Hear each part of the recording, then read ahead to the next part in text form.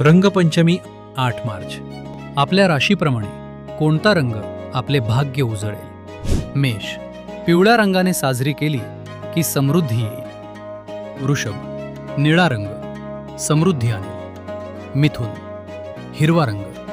कर्क, पांढरा आणि पिवळा. सिंह, लाल रंग. कन्या, हिरवा आणि गुलाबी. तुला, गुलाबी आणि हिरवा. वृश्चिक, ऑरेंज आणि पिवळा. धनु, लाल किंवा ऑरेंज.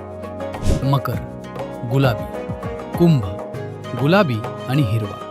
मीन, पांढरा आणि लाल. रंग खेळा आणि आपले भाग्य उजळ करा. रंगपंचमीच्या सर्व राशीच्या श्रोत्यांना हार्दिक शुभेच्छा.